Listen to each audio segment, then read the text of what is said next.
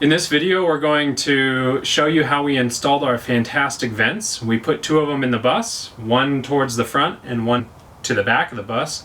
We decided to put two in so that we can pull air in and push air out. And we can do both at the same time, or we can put one out, one in, and we can get really good ventilation in the bus. So we thought two would be perfect. We also decided to put them towards the center of the bus because they will be close to our bathroom location and our kitchen location, as well as where the blank outs are on the side of the bus. So blank outs where we do not have any windows. They will act as a sunroof and pull natural light into the center of the bus where it is the darkest because we don't have as many windows there. So we're very happy with the process. It was nerve-wracking cutting a hole in the roof, but all in all, they turned out really well. We welded the supports in and they're very sturdy. So enjoy watching how we put these vents in. So let's explain to you a little bit about what we plan on doing with the support frame for our fantastic vents. We plan on installing two of them, and we're going to be welding in a steel square frame to support them on the roof. So what we're going to do is take one of our square tubes and weld it across two of the studs here. This isn't going to actually directly support the frame, but the reason we're doing that is so that we can have something to support the square that will be supporting the fantastic vent, if that makes sense. So everything's supporting everything, basically. That's what we like around here, support. So what we're going to be doing is welding this piece across, and as you might be able to see, there's quite a big gap here. I might be able to show you a little better if I put the light up there. You can see all the light coming through. There's quite a big gap. That's not really good if we plan on screwing down a vent into that. So what we're going to do is weld this steel tube in place, and all that's doing is decreasing the distance between the two studs we have in the ceiling, so that now we can put one of our tubes running lengthwise down the bus. If you imagine the ceiling being curved like this, and we're trying to match, if we have a curve like that and we're trying to match a straight piece of tube across it, you're going to get a gap in there. But if you run lengthwise, you no longer have that gap. So what we're going to be doing is running the tube lengthwise down the bus this way, and that will completely reduce our gap and give us a great support structure to mount the fantastic vent to. That's the plan, and we'll give you a little bit of an update soon when we execute.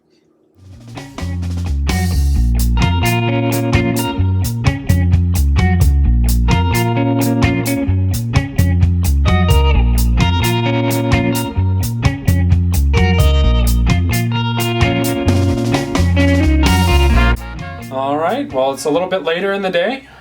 We've been working on this Picasso all day, so you can take a look at what we've got.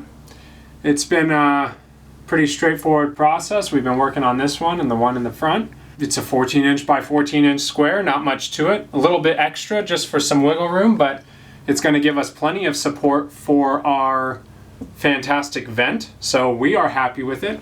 You can see that we successfully minimized the gap around the top edge. You can see if I hold the light up there, there's very little light coming through. So we've made a much smaller gap when you compare it to this side. If I shine the light up here, you can see a huge gap.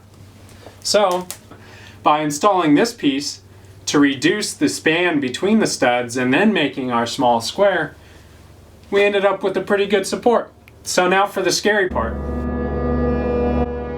We're going to drill a hole in the ceiling and hope that everything fits.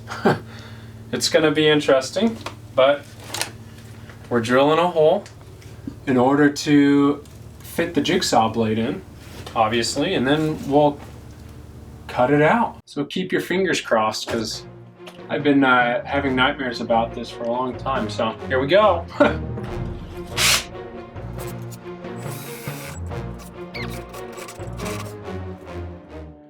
Now we got a spot water could come through. Darn it. All right, hole number 2.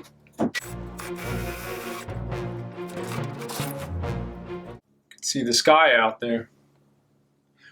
Hole number 3. All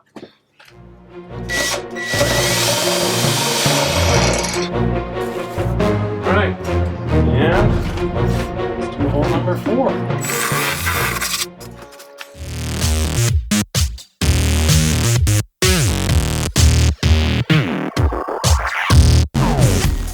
Four holes. All right, we're gonna grab the jigsaw and cut that puppy out.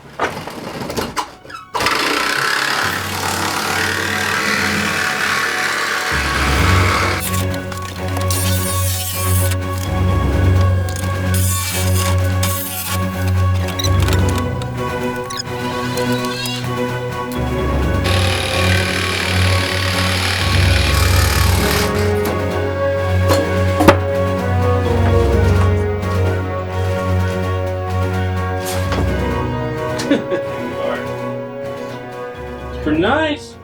So we've got the metal support in place. We did a little test fit after cutting out the metal roof, the sheet metal on the roof, and everything fit okay. So we went ahead and painted it with all the fresh metal with primer and a coat of enamel. So you can see everything's looking pretty good. All welded in place, really strong.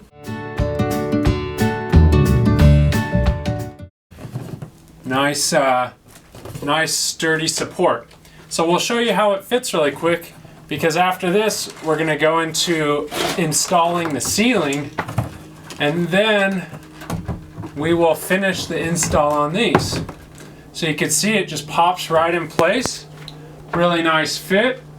What we're going to do is I'm going to drill a hole right in this stud here, and we'll have the wires just run right out of that, right through that stud there, and then we'll have the wires running down the side of the bus. You can see it fits. Pretty excited with the way it's all going. We can raise it up and get a little vent action now. Exciting stuff. So it's coming along. We're really happy with it.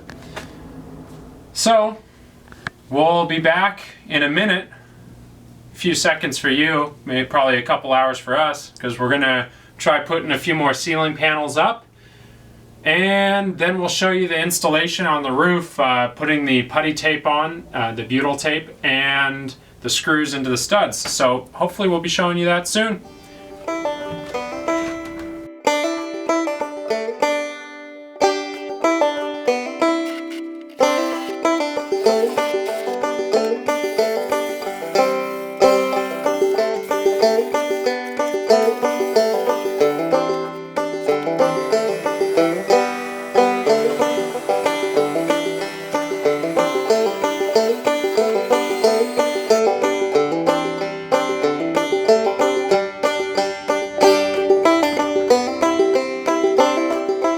Alright, so we're working on putting some dicor butyl tape on. It's a putty tape for waterproofing the edge of our fantastic vent. So we're trying to get one continuous bead, I guess you could say, line of tape all the way around. This tape stretches pretty decently, and it will flex, so we're kind of stretching and flexing it around the corners. It's okay if you get a little bit stacked up. Better to have a little more than too little. This stuff will kind of ooze over time and settle itself. So we just want to make sure we get all the way around the corners. We're trying to get over where the screws are going to go, so that the screws actually have to go through this putty tape. It's pretty neat stuff. So that's what we're doing now. We're going to overlap this edge, which is the edge I started with. We're going to overlap that edge a little bit, like so. We'll take a razor, just cut it off right there, pull, and we should be good to go. So that's how we're putting the butyl tape on the fantastic vent. We got it all the way around all the edges. I might put another little piece in the corners just for good measure. We already sanded around the perimeter. It was, I believe, 120 grit, which is a little bit finer, so we didn't use a really coarse grit. We weren't trying to take up you know, pieces of the sheet metal or anything. We just wanted to clean the surface, so fine grit sandpaper with the orbital sander all the way around the perimeter. Then we took a rag with some acetone, wiped that down. Now we've got our putty tape on, so we can go up there, peel the backing on this putty tape off, set it in place, drive all our screws in, and then put our self-leveling sealant on top of that. So now that we got our putty tape on, let's see how this puppy fits in and screw it down.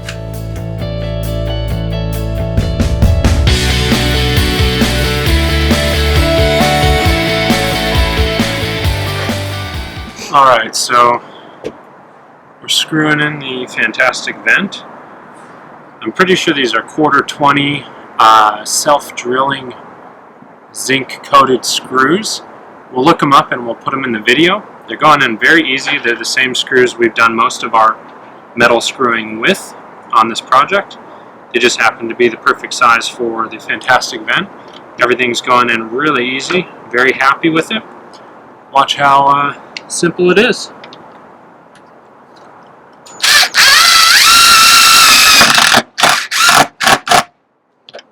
That's all there is to it.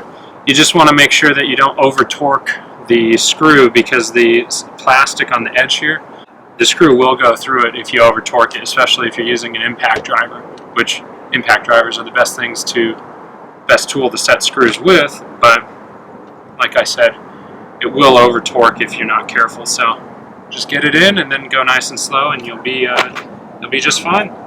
So we got our second fantastic vent installed here. Very exciting stuff.